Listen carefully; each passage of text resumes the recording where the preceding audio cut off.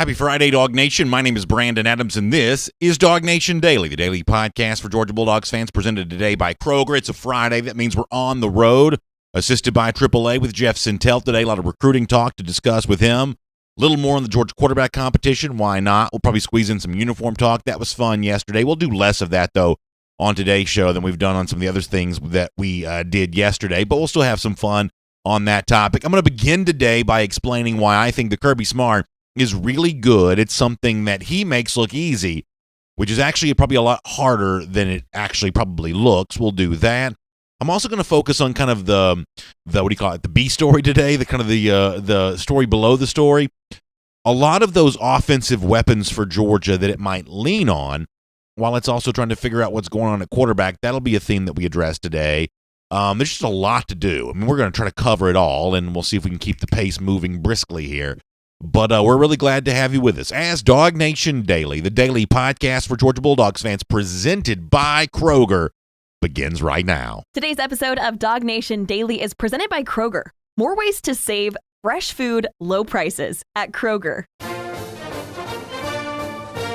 Presented by DawgNation.com. This is DawgNation Daily, the daily podcast for Georgia Bulldogs fans. Here's your host, Brandon Adams. So I think there's something that Kirby Smart is really good at as a coach. Now, there's obviously a lot of things he's good at as a coach. He's been very successful, won a lot of games, put his team in a position to win a national championship this year.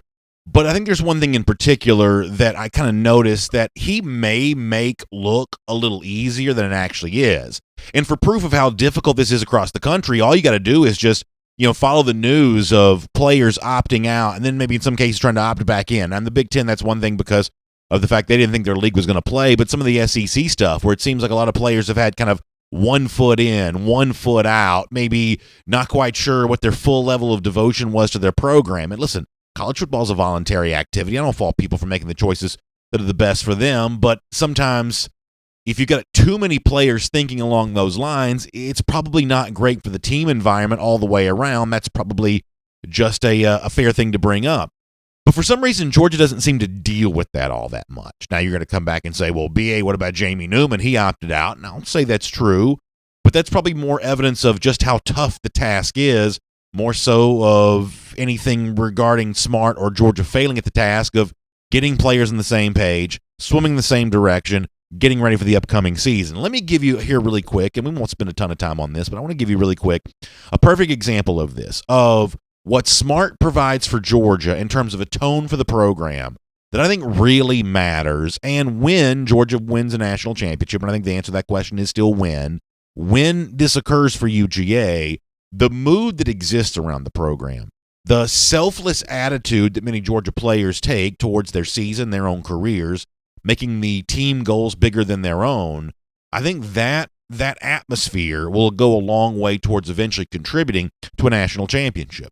Without a doubt, one of Georgia's very best players is defensive tackle Jordan Davis. He may be among the very best players in the country. He is also kind of an amazing story of a guy who went from 3-star prospect coming out of high school to now potentially very high draft pick. He's listed on the All-SEC team. This is a guy who's turned out to be a better player than his recruiting profile would have suggested.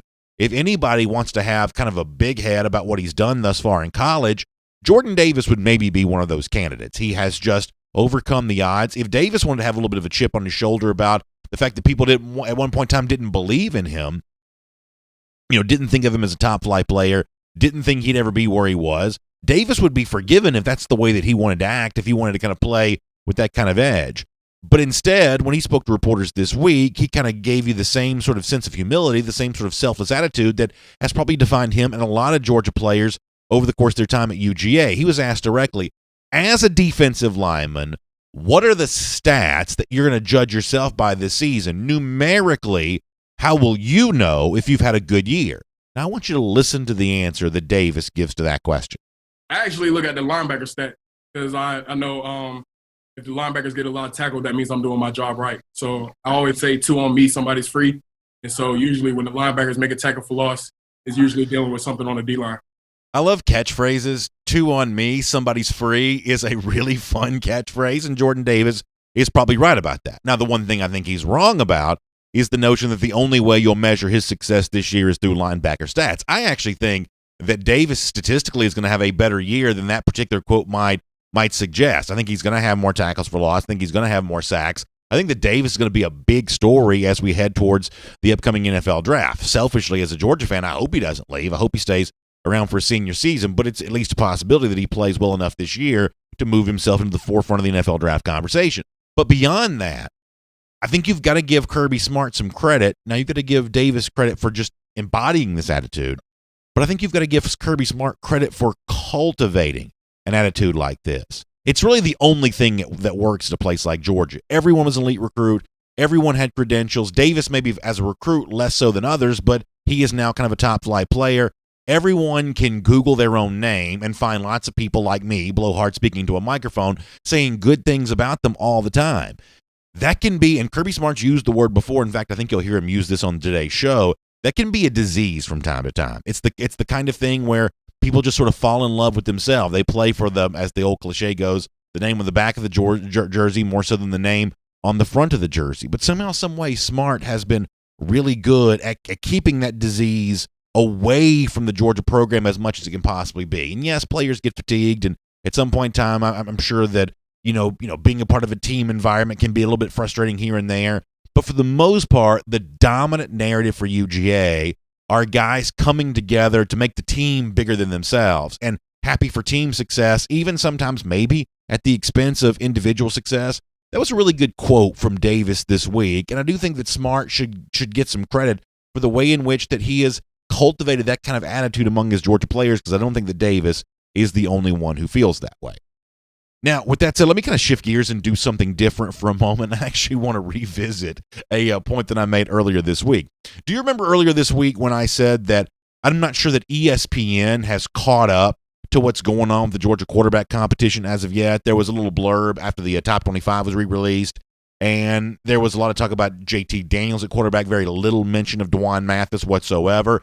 Even in the story that I read from yesterday, the one that Bill Conley wrote for ESPN.com, there was a tiny mention of Mathis, but for the most part, it almost seemed like an editor had gone back in there and just inserted that sentence. It was really mostly about JT Daniels and what he might do for the Georgia offense this year. The notion that Dwan Mathis could win this job, that Dwan Mathis could be Georgia's starting quarterback, it seems like, as I said to you earlier this week, that ESPN might be a little slow to catching on to that. Well, I want to provide a key update to this, and things are about to get silly for a couple of minutes here, but I think it may be worth doing nonetheless. So Matt Stinchcomb, who I have great respect for, goes on the SEC network. He's on SEC Now, and they're talking SEC quarterbacks for the upcoming season. And if other ESPN writers may be slow in realizing that the Dwan Mathis storyline right now is real, it's a factor, it's worth talking about, Stinchcomb himself is very aware of this. Now, listen, I'm going to play this audio for you, but I got to explain it first, to the extent that I possibly can explain it. So what they're doing is they're looking at the so-called swag meter. They're looking at the quarterbacks around the SEC, some of them, not all of them for whatever reason, but they're looking at the quarterbacks and they're judging them on the basis of their swag. Now, when you think about people who are probably the least qualified to talk about someone's swag, so to speak, I'm probably pretty high on that list. I'll admit, listen, I think that Stinchcomb is a gentleman and a scholar. He's obviously the brother of John Stinchcomb, who's a huge part of what we do here at DawgNation.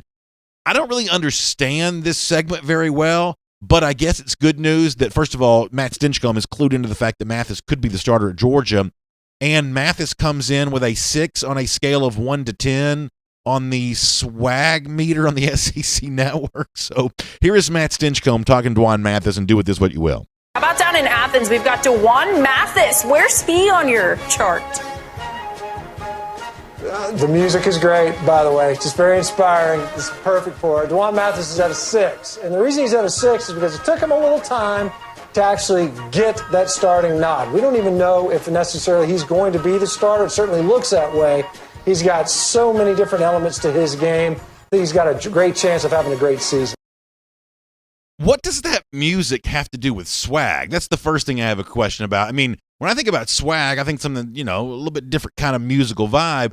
That almost sounds like Ron Burgundy's jazz flute there for a minute. I'm not quite sure what that has to do with swag, but I guess it's good that Mathis has a 6 of 10 on the swag meter. Like I said before, I love Matt Stinchcomb. I don't 100% understand this segment, but if you're looking to see some evidence now that the SEC network the ESPN in general is kind of catching on to the Mathis storyline. You bring on the UGA guy, Matt Stinchcomb, kind of helps you out with that. That's one of the reasons why it's probably good all the way around to have a guy like that, doing broadcast media, because he can help clue in the national folks on what's happening here in Athens that maybe some of the folks around ESPN were not quite aware of. Let me just kind of say this as a way of wrapping all this up. We're going to kind of transition into a theme for the show today and some of the other segments that we're going to do because, Mathis does, I guess, have some swag. JT Daniels may have some swag as well. We'll find out how swaggy he is when he gets a chance to play. But one of the things that I think is going to help either of these two quarterbacks when they get a chance, or both these two quarterbacks if they both play versus Arkansas, some of the offensive weapons they get to lean on, that maybe asking too much from either quarterback early in the season is a mistake, but allowing them to also use the other weapons at the Georgia offensive disposal, that might help things out a little bit, and I look forward to talking to you more about that here coming up. My name's Brandon Adams, and this is DawgNation Daily, the daily podcast for Georgia Bulldogs fans. We're presented today by Kroger. And I guess I'm curious to find out where I rank on the swag meter. If you want to weigh in on that, my own personal swag meter, Connor gives me a 2 on the scale of 10. Honestly, that may be a little generous, actually, on my swag meter. But you know who is swaggy, though? Our friends at Kroger. Kroger doing great stuff for you, making DawgNation Daily possible today. We really appreciate that from them and invite you to check them out. Some great things they've got going on. By the way, speaking of this, flu season coming up. Kroger hosting a couple of opportunities for you to get a free flu shot here. Couple of dates to take advantage of there on that. They're both Wednesday, September 23rd. Gwinnett Church, Hamilton Mill in Beaufort. Also Elizabeth Baptist Church in Atlanta. Same time for both. It's 10 a.m. to 4 p.m. You can check that out. The drive-through flu vaccination events. If you go to the DawgNation homepage, you can learn more about that, and you can get up to date on all of that with DawgNation Daily presented by Kroger online at DawgNation.com. By the way, thanks for being here. Facebook, YouTube, Twitter, on the radio and Athens Sports Radio 960 The Ref, and as a podcast everywhere else. We just appreciate you being a part of what we're doing here today. It's Jeff Sintel coming up in a couple of minutes. We're going to go on the road with him, assisted by AAA. Before we do that, though, I do want to pay off what I said a moment ago. I think there's a little bit of a mistake if you say, for a guy like Dwan Mathis, who at this point in time, I guess I expect to play at least some, if not start the game against Arkansas. Asking too much from him, having never been in that spot before, may be a lot, even against what we think of as maybe an overmatched opponent like the Hogs next Saturday. Asking too much from Mathis may be kind of tough there. For JT Daniels, who's apparently hobbled enough that he hasn't even been fully cleared to play yet. Kirby Smart letting us know earlier this week that he's had even a setback on that going back to January, an additional procedure or whatever that was kind of talked about. We discussed that earlier this week. Maybe asking too much from him at the beginning of the season might be a little much here too. But as we go around the doghouse, delivered today by our friends at Marco's Pizza, let's talk a little bit about what both these quarterbacks may have at their disposal as we get ready for that. An incredible collection of wide receivers. And to begin with here on this, there's George Pickens. And obviously the expectation this year, a guy like Pickens could have a great year. It sounds like, on the basis of what Kirby Smart said this week, that some of the same things that Pickens may have been wrestling with a year ago, maybe he's still, to a degree, wrestling with some of those, but there's also some aspects of Pickens' game you can't deny, and Pickens' demeanor that I think makes him an effective football player. I thought Kirby Smart was interesting talking about George Pickens this week. Listen to this. George is a talented player. In terms of leadership, it starts from within, and it starts with him. He's got to do a great job of making sure he's handling all the things he's got to do, both on and off the field. And George is growing up, as all players do. And we need him to grow up faster. We need him to lead more. He's certainly a talented player. But, sometimes that can be a disease at Georgia that affects you. You have to be careful of that, because what makes George great is his love for the game. And you just can't let that be a weakness. You got to make sure it's a strength. I totally agree with that. Obviously, there's a way of loving the game too much. Listen, there's a way of loving a lot of things too much. We kind of understand that. But ultimately, the love that Pickens has for the game, I think, makes him an effective player. I like the energy that he plays with. I only want to dial it down maybe a half a degree. I don't want it dialed way down, because that makes Pickens less than what he is. And I think it's interesting when you hear that description of Pickens and his love for the game.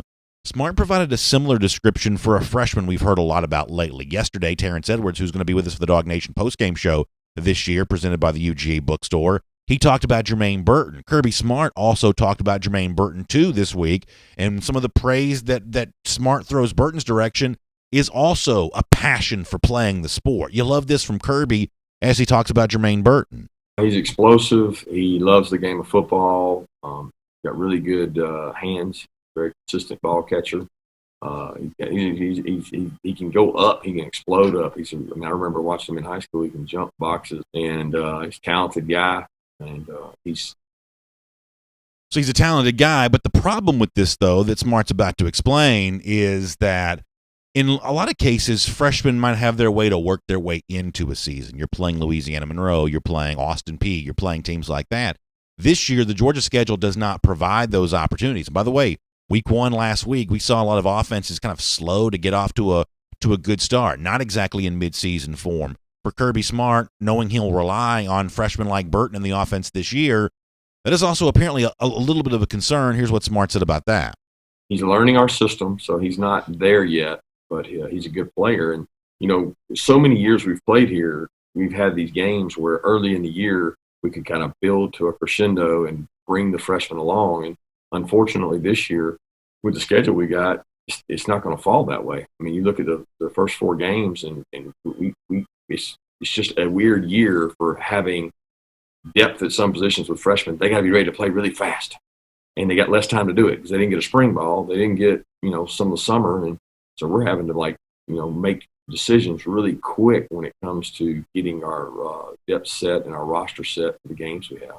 So I think that's true, but here's the point, though.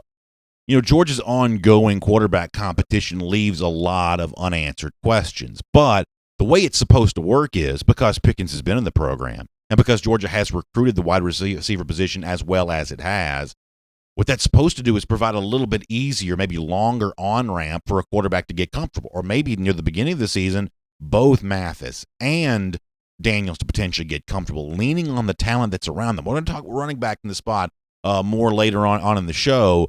But when you think about Burton, who by all indications is expected to play a good bit this year, when you think about Pickens, who ought to be ready to take the next step with his development, the presence of receivers like that, even though the receiver was not exactly the strength of this team a year ago, but the presence of the receivers, the likes of which I just described, ought to make the job of the quarterback around UGA a little easier this year. It's Around the Doghouse, delivered today by our friends at Marco's Pizza. Marco's Pizza is America's most beloved pizza. It's real, authentic Italian pizza. It's also, right now while we're all thinking about health and safety, it's important to remember that this pizza is cooked 450-degree oven, totally contactless in terms of the way that it's put together for you. Very, very well taken care of, and it's just delicious pizza all the way around as you head towards the weekend where there's going to be a lot of sports being watched. Also, Marco's Pizza's got a really good deal for you heading into the weekend that I want to make sure that you're aware of here. You can get a large one-topping pizza and 10 chicken wings or dippers for just $17.99. It's a DawgNation game day favorite for sure. You can order yours right now, delivery or carry out at the Marco's app or online at marcos.com. And you can be getting ready for a great weekend of watching sports. There's a ton of it, and Marco's Pizza pairs very well with that. It's Around the Doghouse. Delivered today by our friends at Marco's Pizza. All right, I got more on the Georgia offense before we're done, including a special look at the Georgia running backs. But for now, there is a lot of recruiting talk to get to. News on Amarius Mims, good profile of him at DawgNation here this week. Uniforms, how does that impact UGA recruits? Obviously, they typically are pretty interested in this kind of stuff. A lot of ground to cover. Let's do it with Jeff Sintel as we go on the road today, assisted by AAA. From Athens and across the SEC or wherever the recruiting trail may lead, here's a DawgNation.com insider. And, of course, it's good to be with Jeff Sintel here on the road, assisted by AAA. A lot of recruiting talk to get to, and we'll look forward to doing that with Jeff Sintel. And I guess, Jeff, if you don't mind, let me just kind of begin where I was a moment ago. We did a lot of content on uniforms yesterday. I haven't talked a ton about the brand new, what I would, brand new in one respect, throwback in the other, the red road pants, the white jerseys, the homage to 1980, which I guess will be worn at Arkansas, maybe a return of the black jerseys, although with those you can never quite be sure if Georgia's going to really wear them or not. I would say that the buzz from Georgia fans yesterday was really pretty impressive. People seemed to have a good time with that. The video that Georgia produced, if people haven't seen it, they should go out of their way to look at it. It was just really, really good and kind of gave you the appropriate feelings about something like this, harkening back to some fun memories of the program in the past.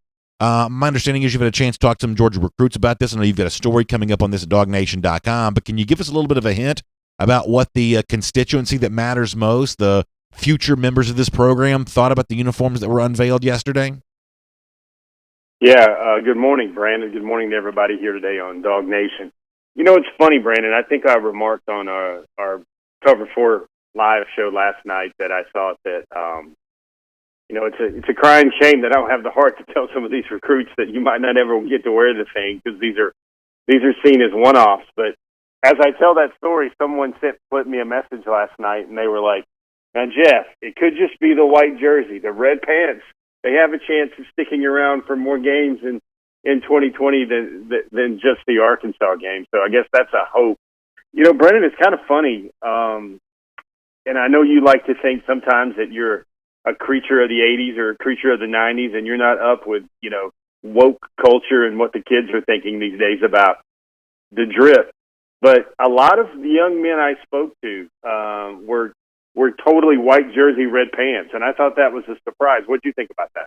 Yeah, I think it's good to know. Listen, I always have an appreciation for when young folks have, kind of an appreciation for the past, even if they don't realize that those are more of a throwback to the past than anything, kind of too new. The fact that they kind of have a feel and a like for classic stuff, I take some comfort in that. What's amazing for me about the uniforms, though, is that typically this is the kind of thing that I wouldn't like. And admittedly, the dog collar around the neck is not my favorite. The bulldog patch on the shoulder, that's not the bulldog logo that I prefer. So, a couple of years ago, I probably wouldn't have liked these uniforms very much, but I don't know, maybe I'm just kind of softening up here or whatever, but I was a lot happier with this reveal yesterday than I probably would have been maybe not all that long ago. I guess I'm just kind of more open to alternative uniforms than I used to be. There are certain aspects of this that don't probably quite fit my aesthetic maybe quite as much, but, overall, I liked them a lot more than I ever probably thought I would. I need your help on this, Brandon, and everybody out there as well. I've seen kind of low-key underground a new logo popping up over the last few years, I guess.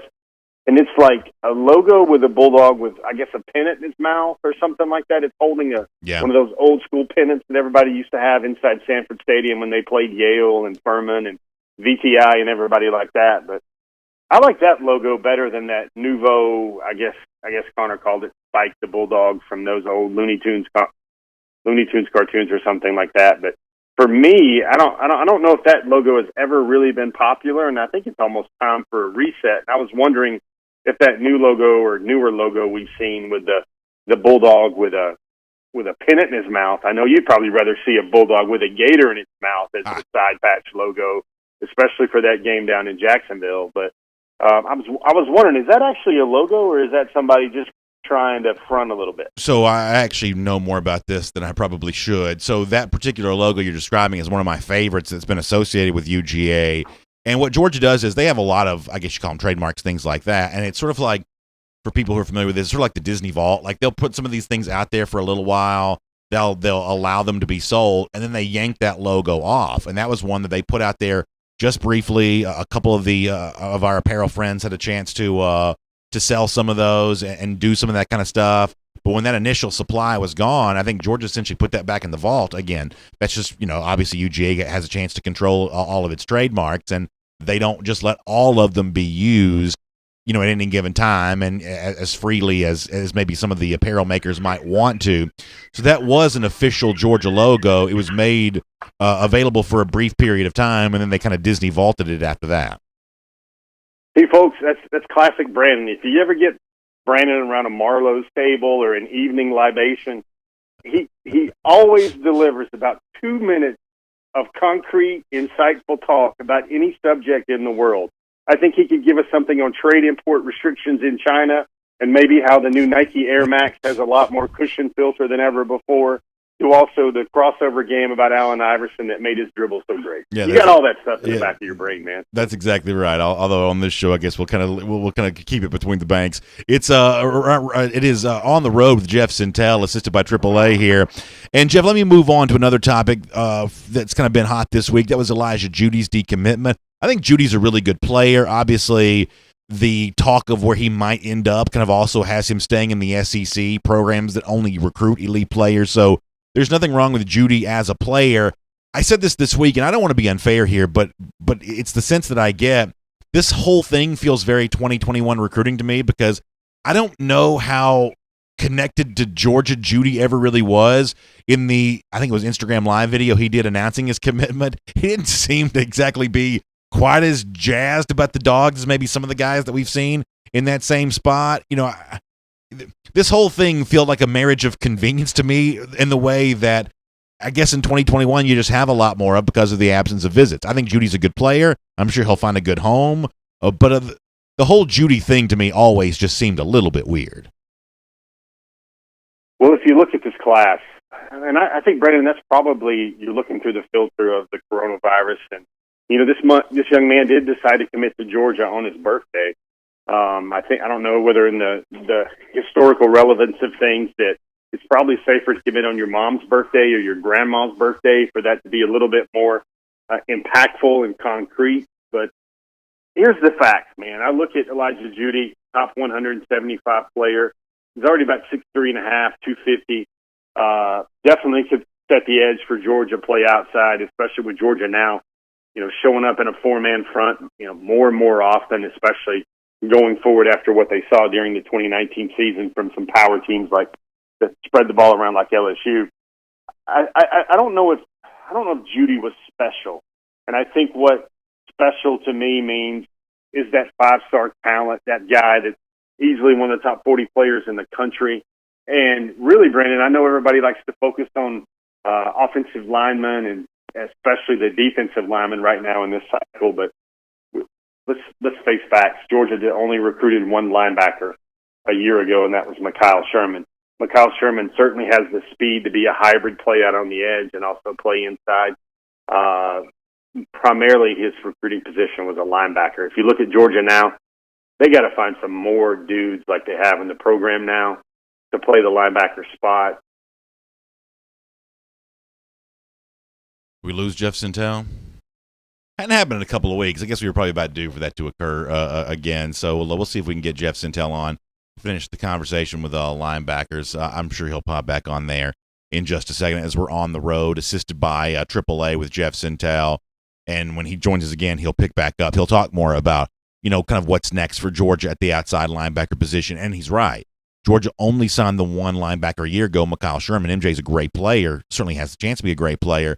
But that's going to be a big need for Georgia this year. Georgia, prior to all of this, has probably recruited the linebacker position as well as any program in recent memory. And, you know, after not making that position a huge priority for the class of 2020, it is a priority again for the class of 2021.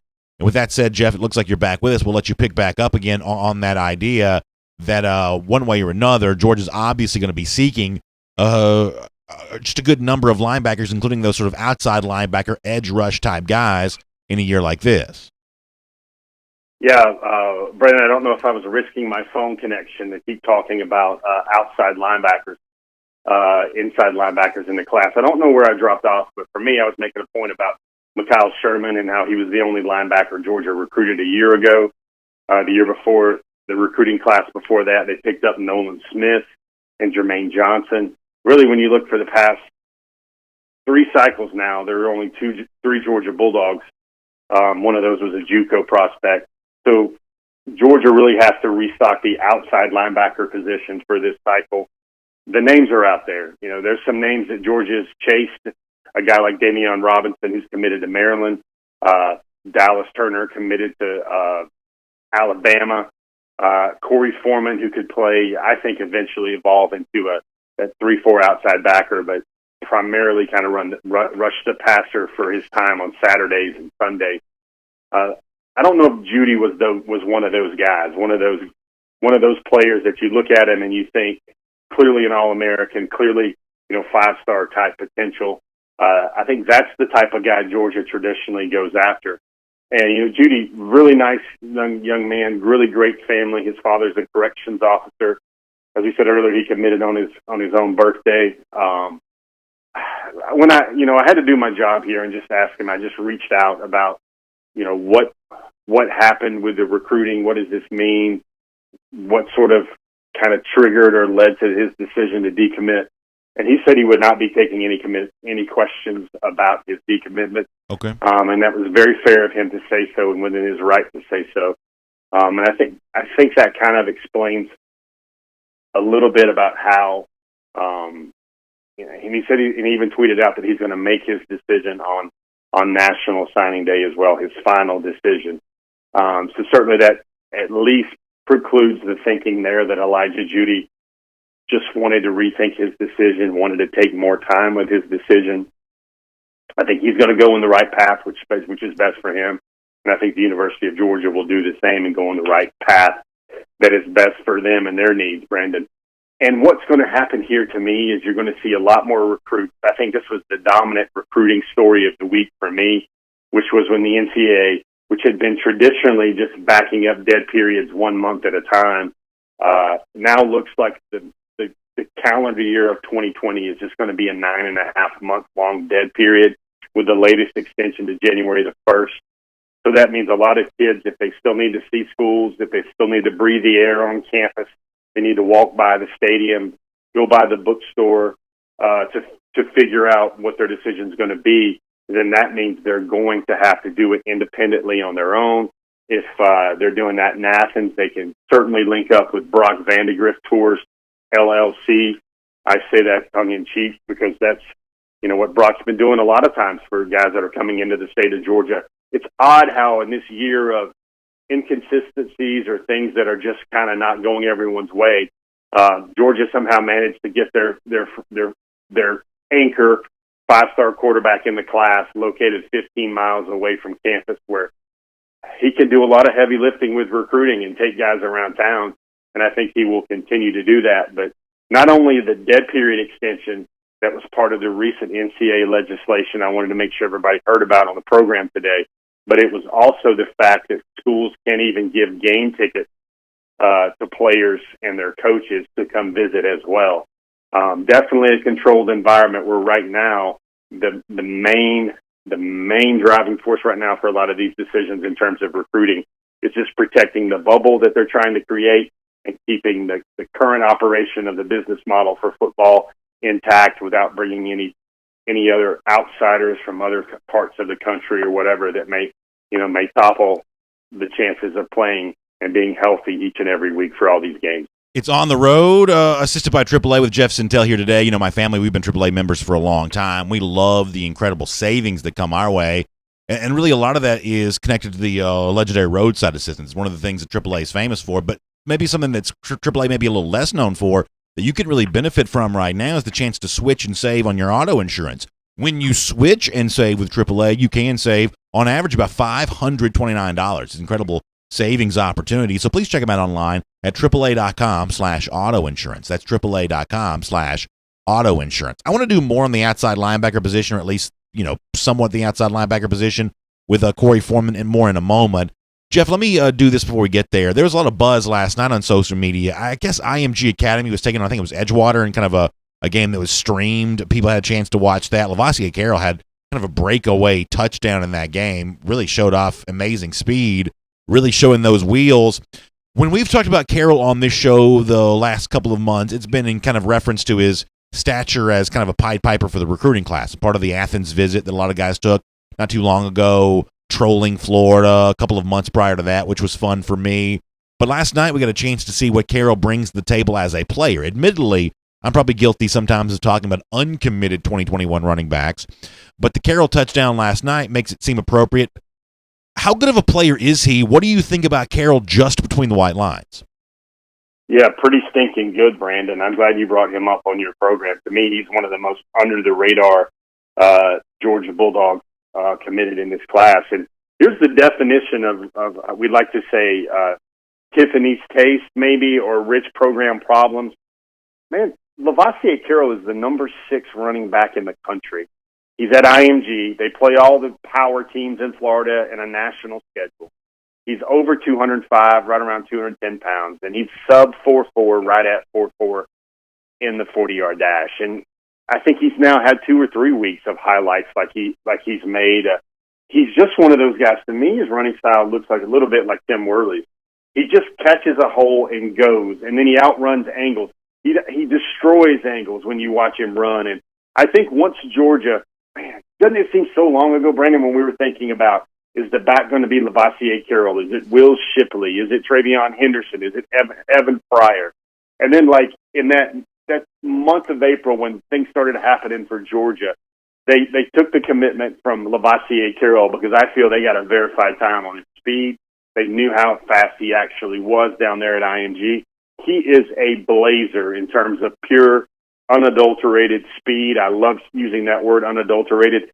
He can go, Brandon, and he can go in a way that I don't even know if Georgia has had a lot of backs that had quite that home run gear, definitely during the Kirby Smart era. But you want to talk about, I'm not talking about wiggle, I'm not talking about breaking tackles, I'm not talking about power cleaning 350 pounds in high school, but I'm talking about hitting a gap, seeing a gap, and going straight ahead north-south speed. Lavassier Carroll is indeed very rare, and it just boggles my mind, man. This is the number 6 running back in the country, and I think he might be one of the 5 least mentioned names out of the 15 public recruits in this class right now. Yeah, pretty interesting to think about. We're on the road. This is by AAA with Jeff Sintel. Last night we're doing Cover 4 Live.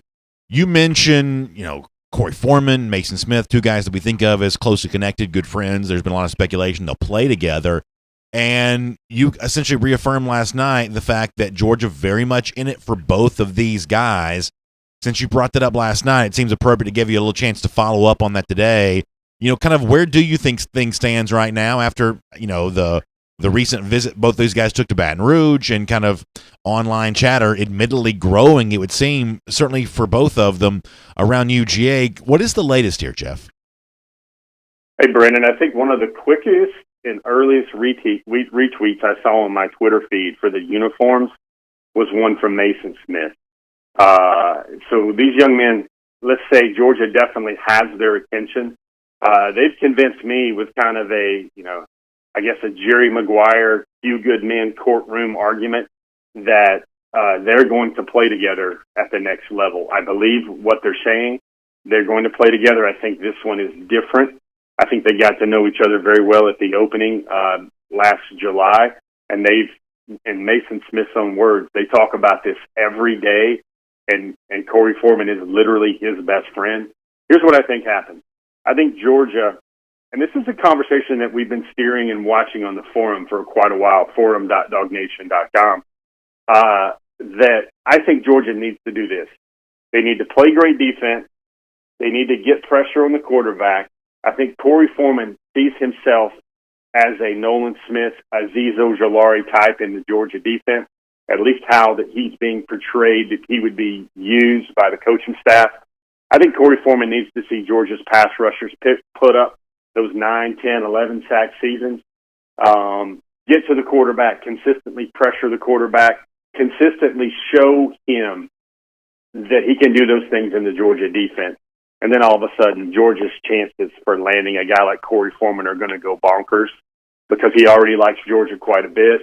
He took that visit. They were in the back of the truck bed, stinking up the place with the chiggers and the crickets and everything else chirping. Corey Foreman had never heard what a cricket sounds like coming out of the woods before his visit to Georgia. Isn't that something? That something that, you talk about, acquainting yourself with the different regions of the country. That's really pretty funny.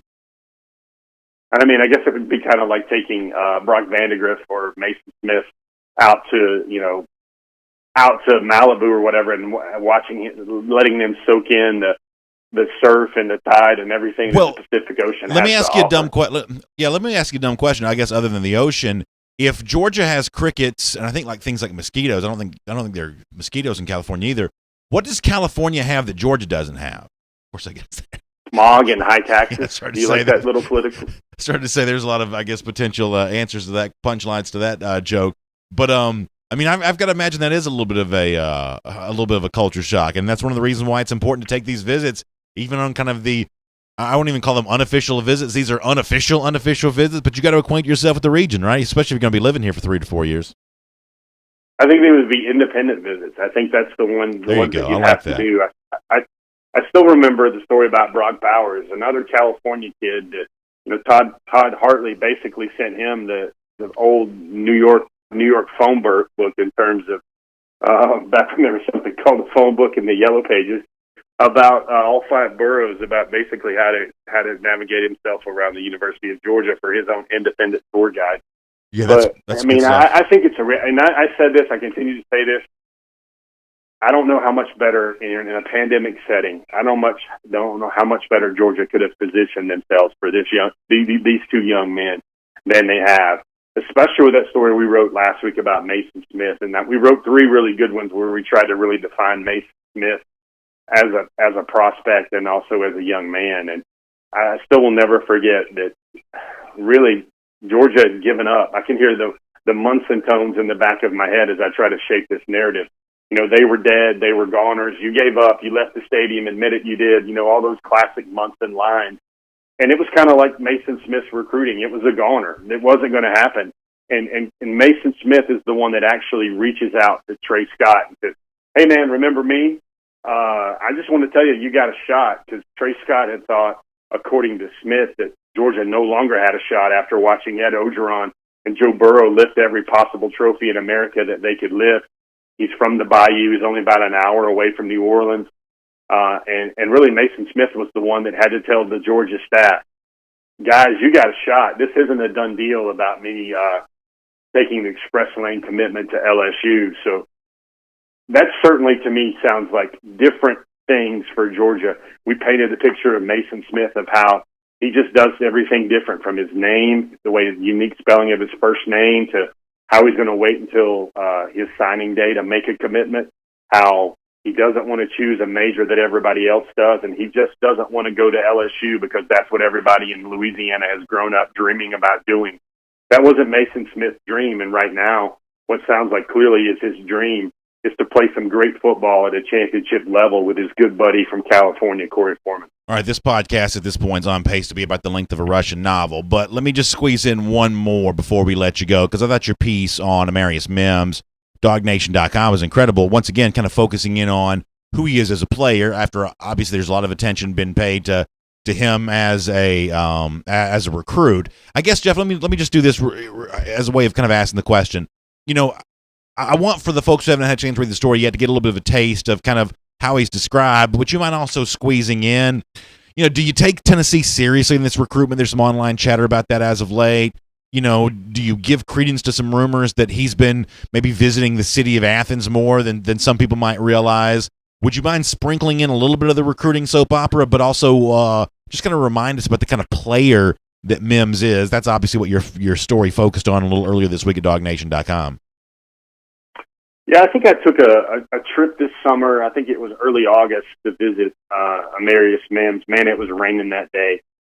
And, you know, immediately after the trip, we had the quick turn stories. I think I wrote the 9 things to know about his recruiting. I wrote about that really buddy-buddy relationship he has with Brock Vandegrift. I shared a lot of photos that makes the young man basically look like something out of the CGI character for the latest Avengers movie or whatever.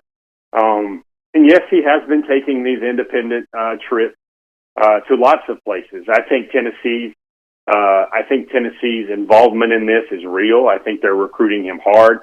Certainly the Tennessee fans are flocking to him on social media like they're paid lobbyists.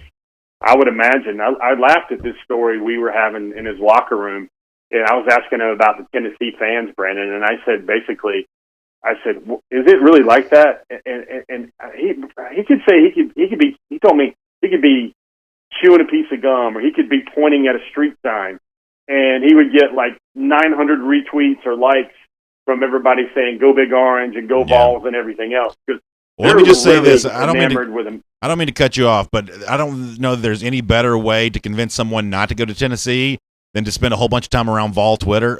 So you know, I'm glad that Tennessee fans are all up in Amarius Mims mentions, but that has a way of being a double-edged sword, I would suggest.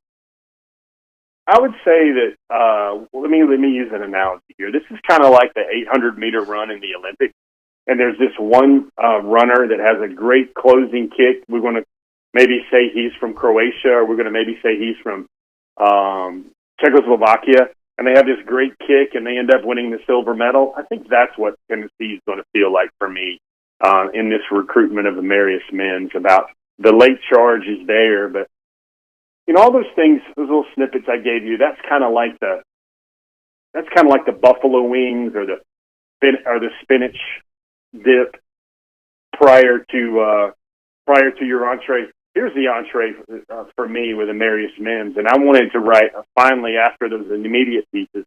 This week I got the chance to sit down and put my fingers on the keys and really say, who is this kid exactly? Like, if he was 6'4", what type of player would he be? Is he just this good because he's 6'8", almost 6'9"? Now he could grow a couple of more inches, at least one more inch I'm hearing. But I wanted to define him as, like, everybody knows he's 6'9". Everybody knows he's a 5-star. Everybody knows he's the number 2 tackle in the country. A lot of our readers know that him and Brock Vandegrift are buddies and they can go fishing. But what I wanted to do was write about what I felt would make Amarius Mims special. And should he choose the University of Georgia, make him try to challenge immediately for playing time against guys like Broderick Jones and Tate Ratledge and Warren McClendon, Xavier Truss, guys like that. And for me, it came down to a couple stories. One of them was simply a board drill story where he breaks his wrist on the Monday of the first time Bleckley County is in the playoffs. And this was last year, and everybody could say, oh my gosh, Amarius, your future, don't jeopardize it. Your wrist, it's going to be very important. Your punch, your hands are going to be very important. Well, and I would just say you're going to find a very unique answer and a very impressive answer to the way Amarius Mims handled that situation. I told his story a little bit through the eyes of his offensive line coach, and that's the guy that coached Trey Hill in high school. He's coached Deontay Demery in high school. He's coached Warren McClendon in high school. And kind of hearing where Amarius stacks up right now compared to all those dudes, I think will also add to the readership right there and the understanding of what exactly he is besides a 5-star prospect. People should read the story for themselves at DawgNation.com, and as Jeff mentioned, they should also interact on the forum at forum.DawgNation.com as well. Jeff, thanks for being with us on the road, assisted by AAA. We hope you have a great weekend, and the next time we talk, we'll be very, very close to the start of the 2020 season, and that, my friend, I would say, is a very good piece of news. So thanks for being here, and we'll look forward to talking to you soon. Everybody have a wonderful weekend, and I can't wait till game week next week as well. No doubt. Let's take a look around the rest of the league. This is SEC Through. So the fun thing about being on the road assisted by AAA with Jeff Sintel there is if you started your road trip when the interview began, you're at your destination now. So that's kind of the service we like to provide around here. And, of course, we appreciate you being here on DawgNation Daily presented by Kroger today. Let me also squeeze this in really, really quick before we move on. I know a lot of you have now heard about your ticket situation. You found out which games you've gotten. And by the way, check your account information if you haven't heard this yet, because you may have heard by now. Thus far, the people I've heard from have been pretty happy with what happened. I think there must have just been a lot of opt-outs. And so for the most part, the people I've heard from have been pretty happy. I hope that your own personal situation in terms of the tickets you got, because I don't know that anyone got them all, but the tickets you got, the locations that you were given, and I've been hearing from people who said that their tickets are, different seat for every game. So how Georgia went about all this, I don't know. But for those of you who are hoping to be at home games, I think by now you probably have heard that information. I think that came out, so hope that you're all good on that. Here's what I can tell you. No matter what you're doing for a game day this fall or kind of what you may be doing to watch some sports this weekend, nothing pairs better with just a kind of fun weekend vibe than our friends at Classic City Lager. Now, today I am not wearing my Classic City Lager from Creature Comforts t-shirt, although I still am basking in the experience that we had there going back a little earlier this week. A chance to be at the Snow Tire facility to kind of see where the magic is made, where Classic City Lager and some of the other brews kind of come from there, but also kind of just experience the Creature Comforts team and, what has made them such a fun part of the Athens community, really a destination for people who are coming into town there. And, it's just really fun to see. And by the way, if you haven't sampled Creature Comforts Classic City Lager yet, you really need to. 6 12-pack cans are available. You can do like I do, go to Athens, get some. But really the easiest thing to do is just go to your retailer where it is that you buy your beer, and you'll see the 12-pack cans there. It's available year-round. This is an easy drinking beer. It's got great flavor. Frankly, I'm trying to think about, is it going to be sunny enough to get a little pool time in this Saturday, maybe the final pool Saturday of the year with football coming after that. I'm thinking about watching some football, things like that. Whatever you've got going on this weekend, I can promise you Creature Comforts Classic City Lager pairs very well with that. All right, let's move on and do our SEC through here for a moment. And the news that came out yesterday, Cade Mays. So this is, I guess, to a degree somewhat confusing. You know, Mays was granted eligibility by the NCAA, but that doesn't mean he can play. He still has to get the same kind of waiver, a similar waiver from the SEC. And that's always been the tough obstacle here because, you know, the thought is the SEC doesn't like the idea of non-grad transfers moving from school to school within the league. There's a very, very tenuous relationship between a lot of the programs anyway. Let guys start hopping from team to team, and that's only going to kind of fray those bonds even more. Georgia, Tennessee may be the perfect example of this. Do you remember the other day when we talked about Joey Gatewood? And as Matt Jones from Kentucky Sports Radio and the rival side up there at Lexington had suggested, there might be a gentleman's agreement between the Wildcats and the Auburn Tigers regarding Gatewood, that Auburn would kind of give the blessing for Gatewood to be eligible, his first year removed from Auburn, as long as he didn't play week one against Auburn, essentially against his old team. And is there a chance we see something similar unfold here with Mays? This is obviously just my suggestion, but is there a chance that, you know, Georgia, Tennessee play week 3? It's a little later in the season, but is there a chance the SEC just somehow decides to rule on Mays' case after the game against Georgia, and that Georgia's kind of willing to sign off on Mays being eligible as long as he doesn't play in that game? You know, I don't think that Mays is the kind of player that swings a Georgia-Tennessee game. I don't think he's, you know, I just don't think he's that caliber of player. I also have no problem with Georgia not exactly wanting Mays to sort of hop out the door and go play the very next day for an SEC team. I don't think that's too much to ask, you know, for a player to have some consequence for just kind of, you know, hopping from school to school on that. But this is obviously going to continue. We're going to see how that goes.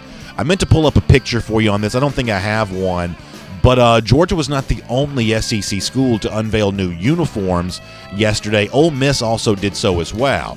Now, Ole Miss is kind of going with kind of, I don't want to call it powder blue necessarily, but it's a lighter blue. I think it's an awesome look for their uniform. I'm kind of a uniform guy. You know, like I have an 8-year-old son, and we're watching sports on TV. We just spend a lot of time talking about which uniforms we like, which ones we don't. To me, that's just kind of the fun of being a sports fan. I have a lot of opinions on uniforms. The new Ole Miss uniforms are really pretty impressive. It's kind of a reminder of the baseball uniform they wear sometimes, which is also kind of the light blue there. I think it's one of the better uniforms in the SEC, that light blue baseball uniform that Ole Miss kind of wears. They're doing a similar thing with football here, too, so that's pretty good. Colin Hill, the former Colorado State transfer, has been officially named the South Carolina starter. This is interesting to me for two reasons. Coming out of high school, I thought Ryan Helinski was a pretty good player, so apparently something with Helinski's not quite going as right as maybe he would hoped it would have there in Columbia. But the other thing is, this is Muschamp also swimming against the tide of what a lot of SEC programs do, including Georgia, when it comes to actually naming a starter. Georgia probably won't name one. They'll just go play against Arkansas, and we'll find out when the game begins what's going on here. Muschamp and his offensive coordinator Mike Bobo seem to be taking an opposite approach, actually naming Hill the starter and maybe trying to build a little momentum for him at the beginning of the season. This is pretty interesting. South Carolina sounds like it wants to play kind of slow this year. Running game obviously took a little bit of a hobble once Marshawn Lloyd got injured. This is an important year for Muschamp, and I've always felt like that Bobo was going to be a potential catalyst to help him save his job. But now he'll be doing that with a quarterback that he knows very well. Colin Hill, essentially coming with Bobo from Fort Collins, now the starting quarterback for the South Carolina Gamecocks. And then finally there's this. And listen, I don't really care one way or another, but did you see where LSU coach Ed Orgeron is going to be profiled on 60 Minutes? And I think it's this Sunday. Something tells me that this is going to be quite an adventure. I mean, I don't know. I mean, Orgeron just sort of seems like the kind of guy that's not super careful with his words, and that's one of the things you probably like about him. I don't really know why Orgeron would do this. I mean, I guess the 60 Minutes commercial plays during the NFL games. Maybe recruits are watching that. But it's not like recruits are going to be watching for who's even on 60 Minutes these days. Ed Bradley, is he still around? Is he still doing that? What's the gal's name? I mean, it's been a while since I've watched 60 Minutes. I'm not even sure who's even doing that anymore. So I don't know. I'm not. something about Ed Orgeron with that tick, tick, tick, tick, tick sound in the background. It just either seems weird or kind of a waste of Orgeron's time. I'm not really sure what he hopes to get out of that, but we'll make that your SEC through. And I want to talk Georgia running backs here for a moment. But before we do that, I want to tell you about my friends at Nally Toyota. They are the place to buy a Toyota in North Atlanta and across North Georgia. They are a trusted local dealership. It means they take good care of you. That means they want to service you after the sale there as well. Just making sure that you're very happy with what you get there. There's no better place to buy a Toyota than my friends there at a Nally Toyota right there. For those of you in the North Atlanta, North Georgia area, you can check that out. Also, great savings right now on a vehicle getting a ton of buzz. That's the 2020 Toyota Highlander. It's got all new technology. It is a IIHS top safety pick. It is a Kelley Blue Book best resale value as well. And great savings right now with our friends at Nally Toyota. How about as little as $586 a month for qualified buyers? That's not including down payment or applicable fees. An offer is only valid in the month of September, but Nally Toyota doing big things for you when it comes to that. You can find them online at toyotaofroswell.com. The website is Toyota of Roswell. That'll get you in touch with Nally Toyota and find out more about the great savings right now on the 2020 Toyota Highlander. All right, let me kind of move on here. I told you earlier that one of the themes that we were getting into today is with the quarterback situation kind of up in the air.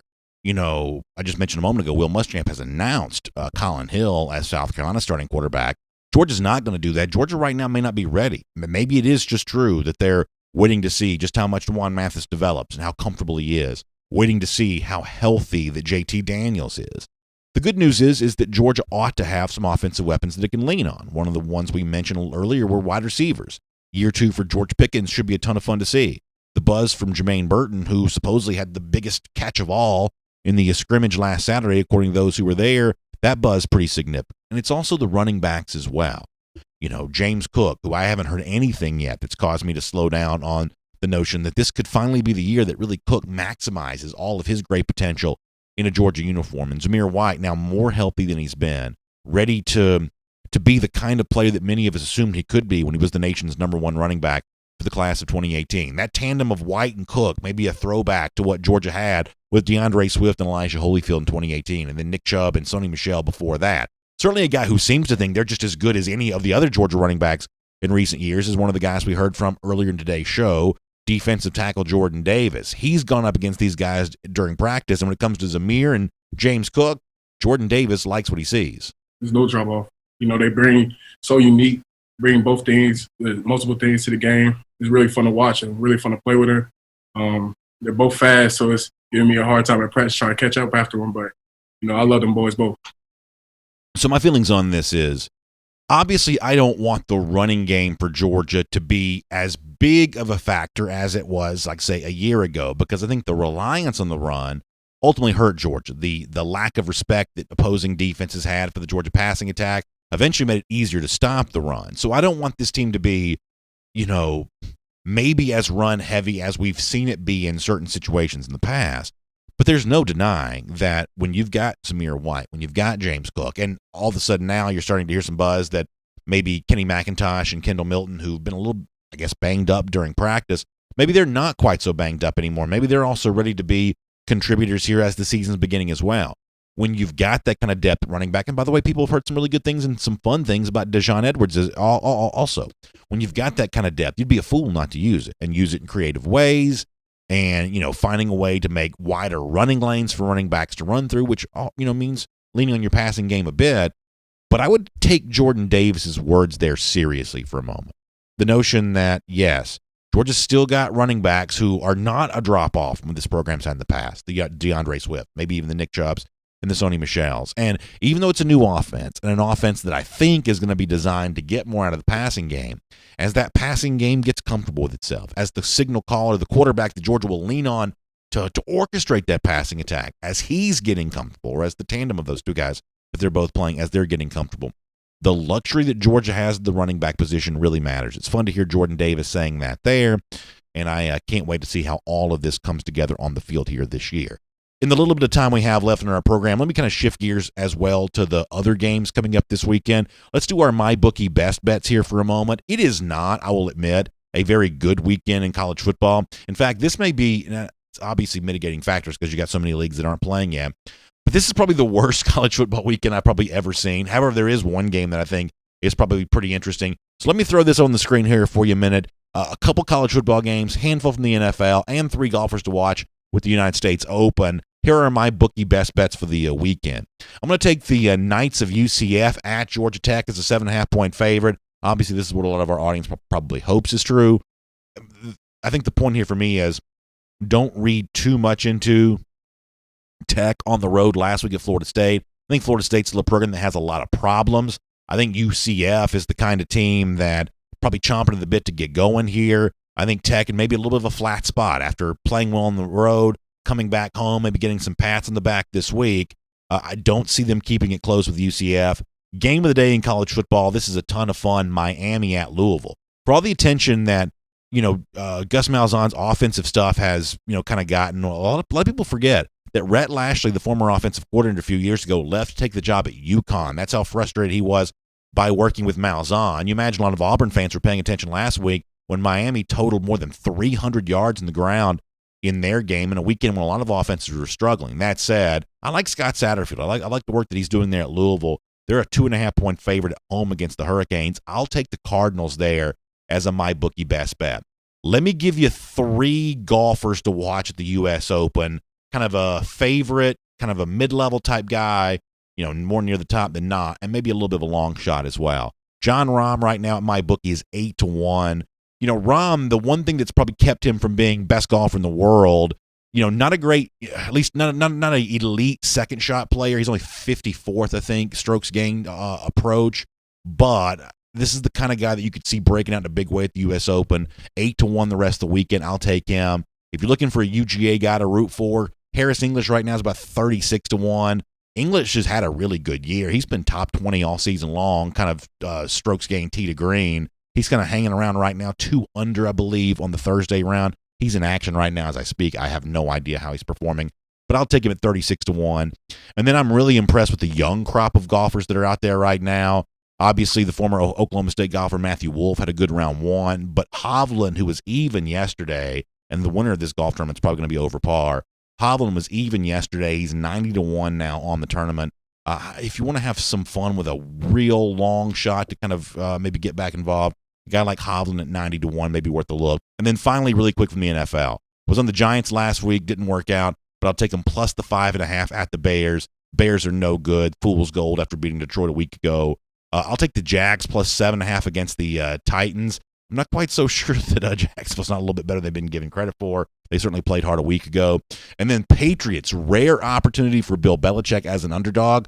This has been profitable in the past. Patriots 8-1 straight up in their last 9 opportunities as an underdog. They are plus 4 at Seattle. That's good value. Give me the Patriots to possibly win that game outright, but certainly plus the 4. You love that. It's a MyBookie best bet. And by the way, speaking of our friends at MyBookie, it is winning season with them right now. It means it's time to get in and make some big-time picks. Better picks than the ones I just made, almost for sure. You're able to do that, and when you do, you get big savings at MyBookie. Big first deposit bonus. They're going to double your first deposit. You can get up to $1,000 there, but you've got to use the promo code DawgNation. It's all one word. By the way, it's supposed to be DAWG. Get in with DawgNation, the promo code there. Big savings, big deposit bonuses as winning season begins at MyBookie. Simply search MyBookie online, find it. I've done that. It's very easy to do. You can look it up, and you can find it very easily.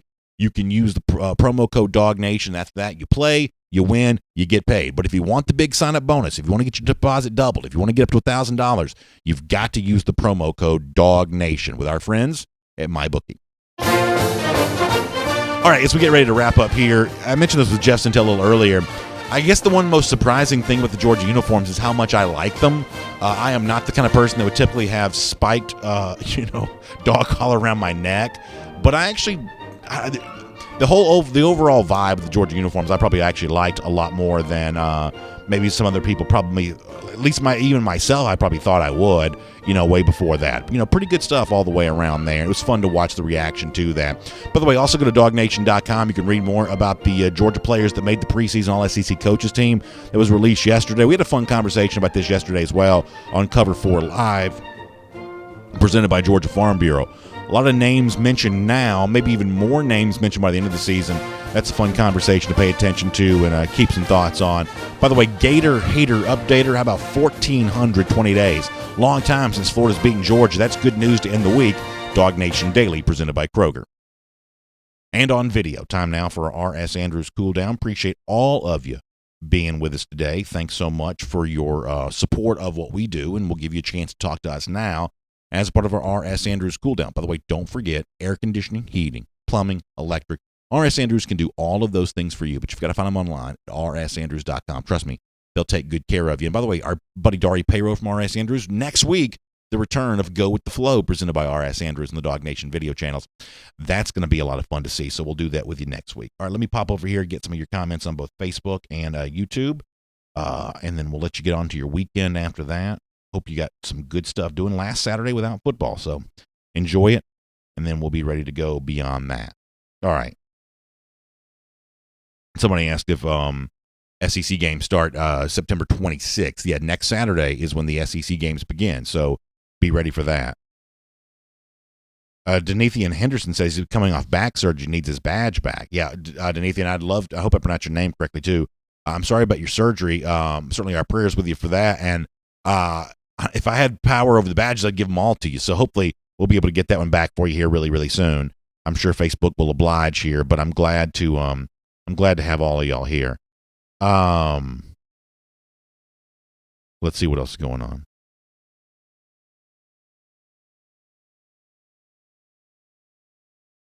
Matt Rugavina says not to beat a dead horse, but did you see how the MAC wants back in after the Big Ten flip? Talk about embarrassing for that part of the country.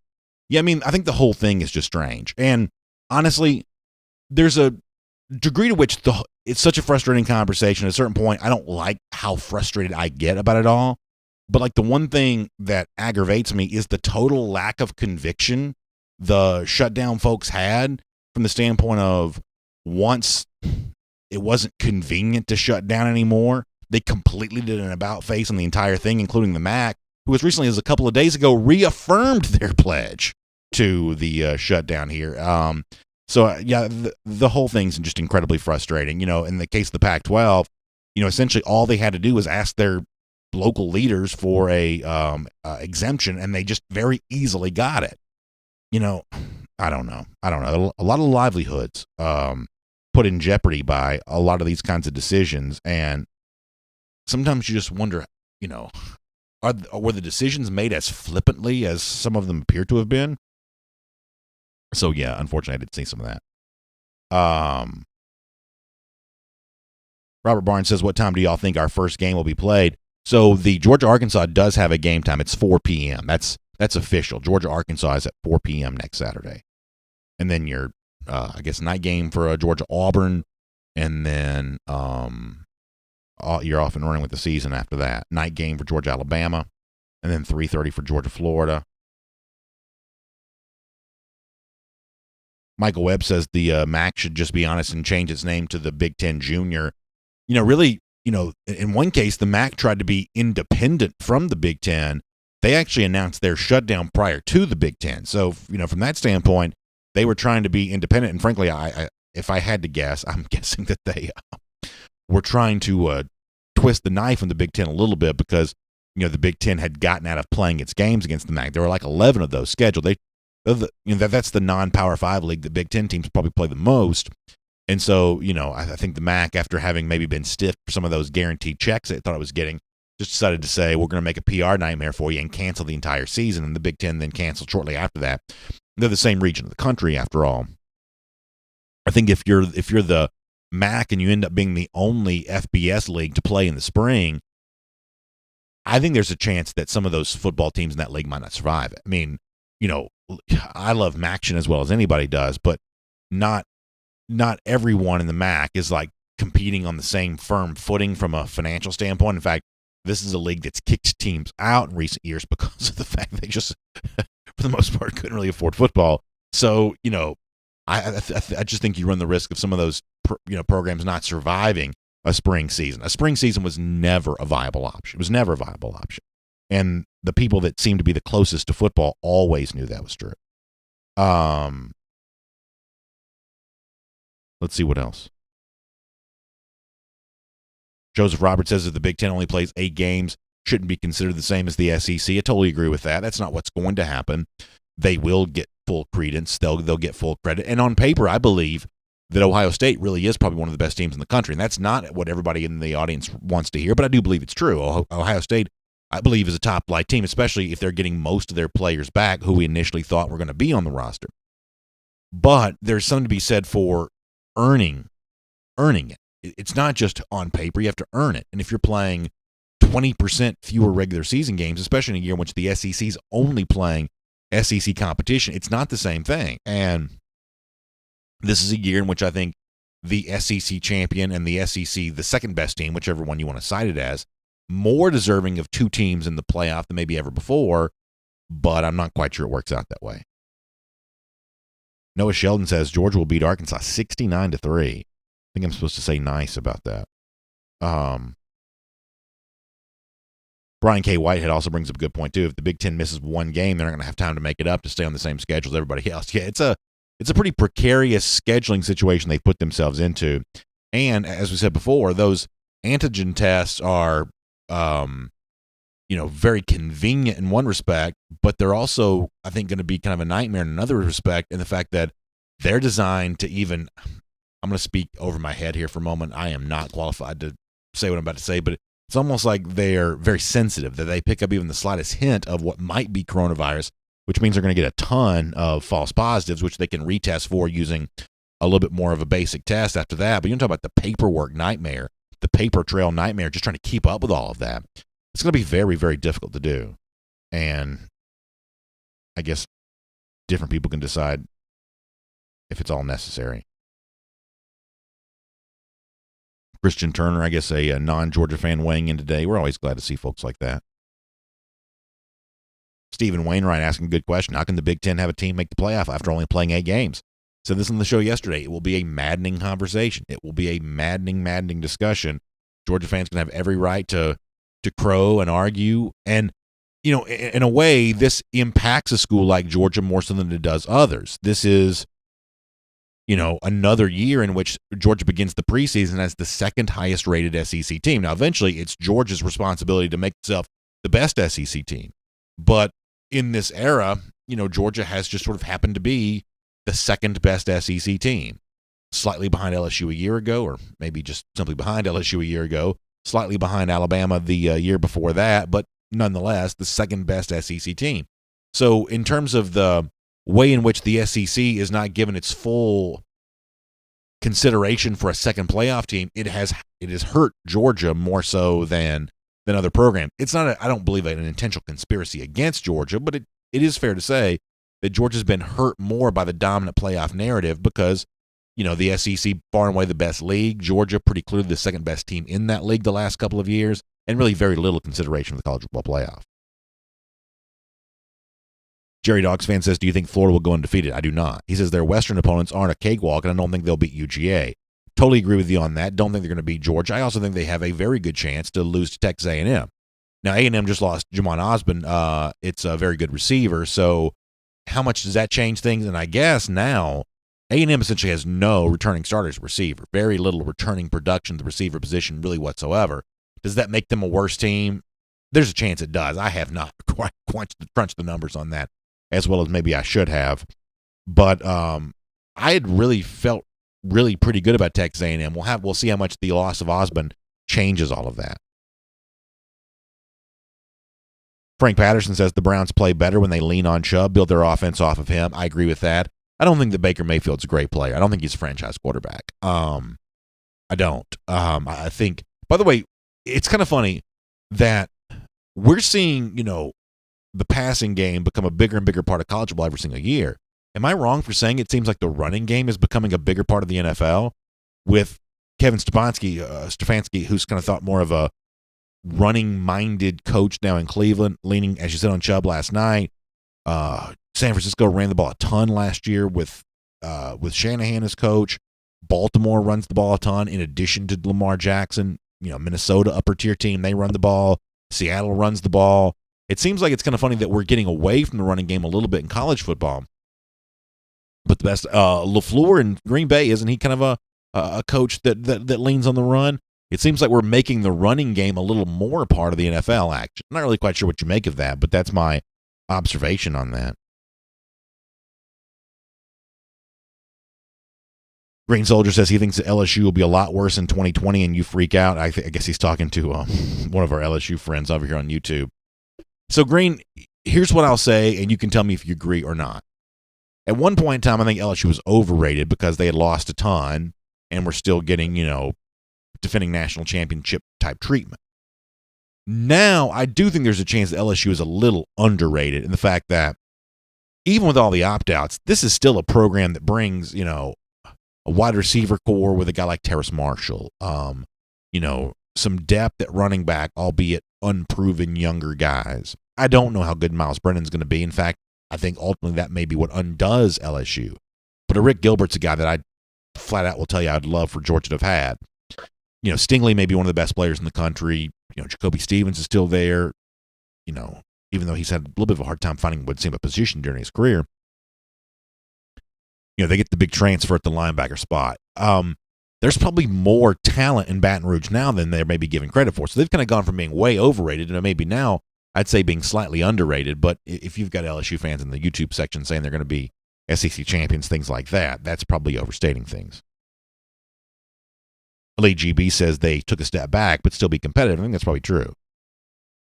Top Dog says, give me a hot take on James Cook. I guess it depends on how hot you want it to be, but for the people who've, criticized me the last couple of years for maybe not being in on Cook enough, I think this is the year where that comes true. I think that I've moved James Cook now into my top 2 for Georgia running backs this year. The possibility of a 1,000-yard season for him, I see it as a possibility. I think he's going to be one of Georgia's best players. I think he's a really fun storyline. I think both these Georgia running backs, the more veteran names, the Cooks, the Zamirs, I feel really good about both of them. I hope I'm not disappointed, but I feel pretty good about both of them. Ron Warpington says, will you be in Arkansas next Saturday? Yes, I will. I don't mean to be self-serving, but I really enjoy going to the games, and I've obviously been really concerned about whether or not it was going to happen. And the stars have aligned. I'm going to be going to Arkansas. It's going to be kind of a wild trip.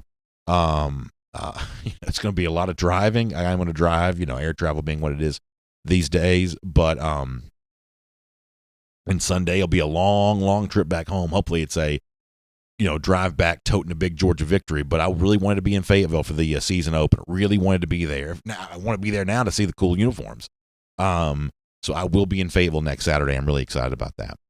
Let me go. Thanks for asking, Ron. Let me go back over to Facebook here for a moment. I don't know if y'all have heard, but Shelton Tucker is a big believer in Carson Beck. I don't know if y'all are aware of that, but Shelton wants to make y'all know that. Matt Rukavina, that's right. I'm on my way. Are you going to be there too? Sandy Puckett, thanks for the kind words.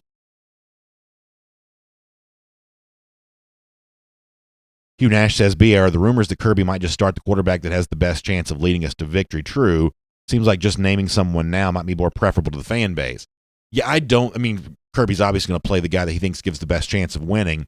I also think that below the surface on that, Kirby wants to, I think he wants to probably extend this competition a little bit, and I can understand why he does. Listen, I am guilty sometimes probably of being a little skeptical about some of the things that Smart says, and boy, it's getting late. I got to get ready to go.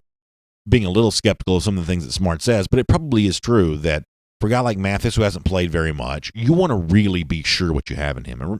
And the kind of full-on practices like what's going on right now, they haven't seen Mathis in that role a lot. And if it really is true that the Daniels health situation has been more precarious than maybe some of us thought, then a longer chance to evaluate him probably matters too. So there's probably a practical reason why Smart might want to extend the competition during the season into the season. I agree with you that fans would probably love to have a starting quarterback named. There are probably plenty of people in the media who would really like that as well. But this may be one of those cases, sometimes when coaches do this kind of stuff, it's just for show and it's kind of silly. The honest truth is that Georgia this particular year may have more worthwhile reasons for doing that. Because of what I said, the unknowns about Mathis because he hasn't played, and the unknowns for Daniels because he's been hurt. Epic Robinson, thanks for the kind words and appreciate your prediction on Dwan Mathis.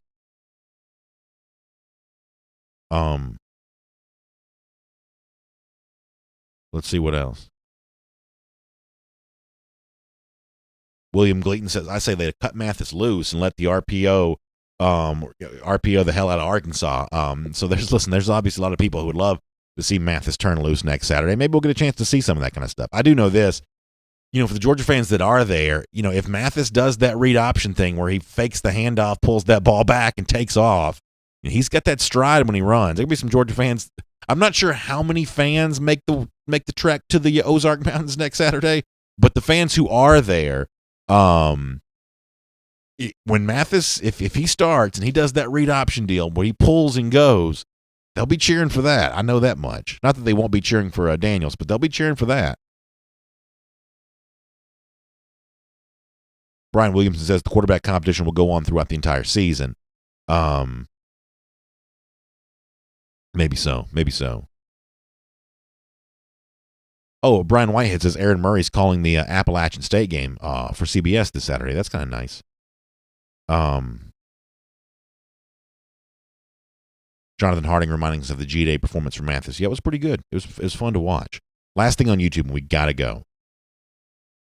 Green Soldier says, what do you anticipate being the biggest change in our offense compared to what James Coley was doing? I hope that it's more of the passing play being used to set up the run as opposed to the running game being kind of left to fend for itself and then, building whatever passing attack you could. That's what I hope. And I also hope that the Todd Monken offense, works to get receivers open more, men in motion, the kind of the rub route, pick play type stuff. I hope you see a lot more of that kind of stuff just to make it a little easier. Find some easy passing yards. I think there was an opportunity to do that more, and Georgia just hasn't quite done it.